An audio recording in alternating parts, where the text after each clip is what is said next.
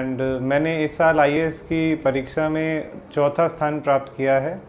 मैं ओरिजिनली हरियाणा में पलवल ज़िले में होडल गांव है, वहां का रहने वाला हूं। मैंने अपनी 8वीं कक्षा तक की जो पढ़ाई है वो वहीं की है। उसके बाद मैं 9वीं 10वीं और 11वीं 12वीं के लिए दिल्ली आ गया था।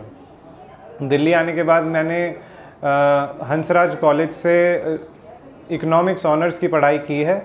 इकोनॉमिक्स ऑनर्स करने के तुरंत बाद ही मेरा यूपीएससी की तरफ ध्यान चला गया था और मैंने यूपीएससी के लिए तैयारी करनी शुरू कर दी थी। मैंने 2018 में अपना पहला अटेम्प्ट दिया था। उसमें मैं पास नहीं हो पाया था, प्रीलिम्स नहीं हुआ था, पर फिर मैंने दोबारा मेहनत की, अपनी गलतियों से सीखा। तो 2019 का जो अटेम्प्ट था मैंने वो दिया है और फाइनली मैं अब 4th रैंक पे आया हूँ। यूपीएससी के बारे में सपना तो पहले से ही था, पर यूपीएससी की तैयारी जो शुरू की वो सिर्फ कॉलेज के बाद ही की है। कॉलेज के बाद पहला पेपर जो पहली बार अटेम्प्ट किया था वो तो ख़ास पढ़ाई करे बिना ही दे दिया था, उसमें इसलिए उत्तीर्ण नहीं हो पाया था। परंतु दूसरा जो अटेम्प्ट दिया है मैंने, उसमें लग के मेहनत की थी और उसी का फल है कि मैं 4th रैंक पे आया हूँ। अगर स्ट्रैटेजी की बात करें तो स्ट्रैटेजी में मेरा मूल मंत्र जो है वो ये है, limited resources but indefinite revision. Because limited resources रखने से क्या है कि चीज़ें याद रहती हैं और चीज़ें अगर याद रहेंगी तो ही आप उन्हें आंसर में लिख पाएंगे। तैयारी सबसे ज़्यादा जो है वो मेंस की होती है। जो भी पढ़ना है उसे मेंस ओरिएंटेड पढ़ना होता है।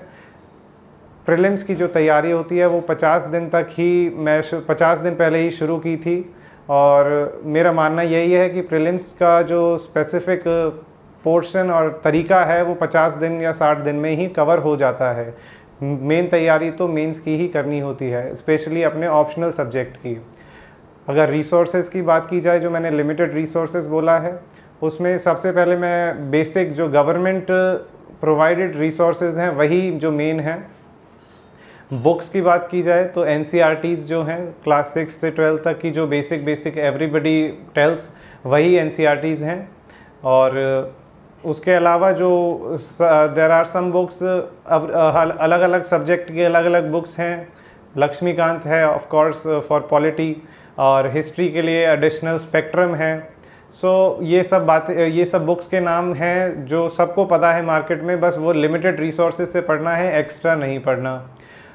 इसके अलावा जो मेन सोर्स ऑफ जो मेरे को अपडेट, जिसने मेरे को एनलाइटन किया है, वो गवर्नमेंट की वेबसाइट्स हैं। Government websites, government information channels, PIB, और जो भी गवर्नमेंट जो पब्लिकेशंस हैं उनके एनुअल रिपोर्ट्स, ये सब पढ़कर ही मुझे एक्चुअल और फैक्चुअल दोनों बातें पता चली हैं।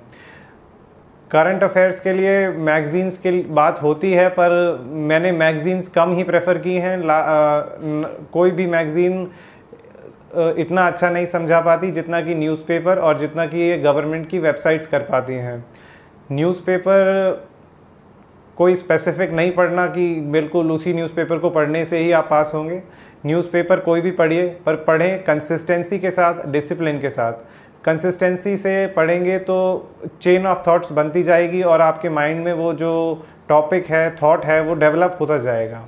यही एक मूल मंत्र था। इसके अलावा कुछ एक्स्ट्रा इतनी पढ़ाई की नहीं है।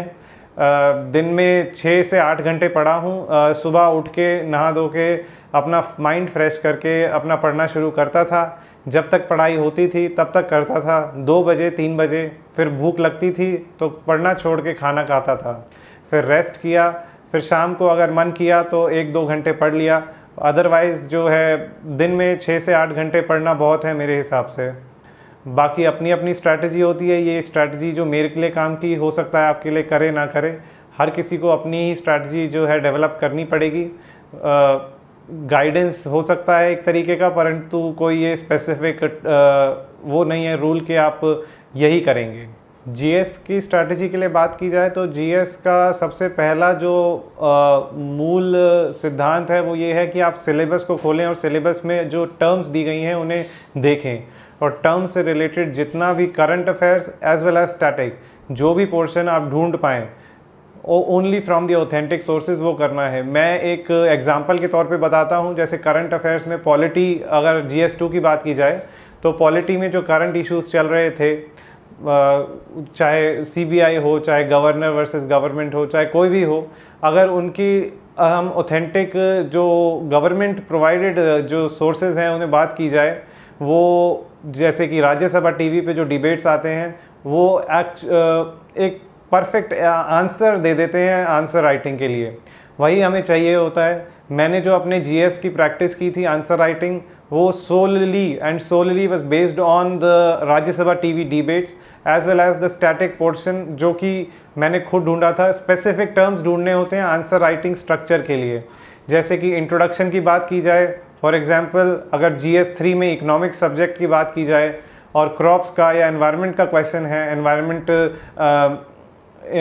एनवायरनमेंट से रिलेटेड है, डिज़ास्टर मैनेजमेंट से रिलेटेड है, तो सिर्फ और सिर्फ डेफिनेशन, कंक्लूजन एंड बॉडी, इसमें ही ढूंढना होता है। अगर इनके सोर्सेज चाहिए ऑथेंटिक सोर्सेज, और पेपर कभी कोई बाहर से नहीं आता, आपको जो करंट अफेयर्स में चल रहा होता है वही आता है। स्टैटिक पोर्शन के लिए मैंने NCERTs के बारे में तो बताया ही है, उसके अलावा जो करंट जो सिलेबस में जो टर्म्स दी गई हैं उन्हें हम जितना ज़्यादा से ज़्यादा ढूंढ पाएँ, गूगल कर पाएँ, विकीपीडिया कर पाएँ, और उन टर्म्स को जितना भी ज़्यादा से ज़्यादा ऑथेंटिक सोर्सेज से पढ़ें, उन टर्म्स से ही पेपर आता है, उन टर्म्स के लिए से ही पेपर बनता है, उन टर्म्स के ही आंसर लिखने होते हैं। तो GS इतना कोई मुश्किल मेरे हिसाब से नहीं है। ऑप्शनल सब्जेक्ट के लिए ज़्यादा ध्यान देने की ज़रूरत होती है।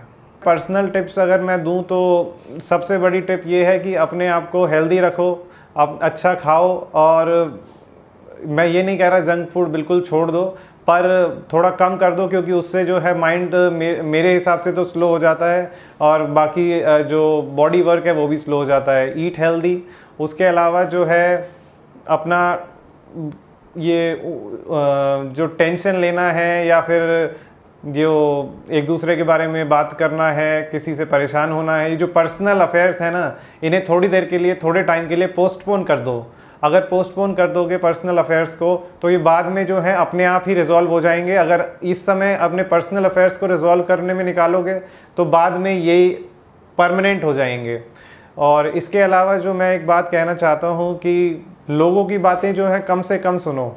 लोगों का काम है बोलना, पर हमारा काम है करना, तो हमें वही करना है जो हमारे ऑथेंटिक सोर्सेज, ऑथेंटिक गाइड्स, और जो अगर टीचर्स हैं तो टीचर्स बताते हैं वही करना है।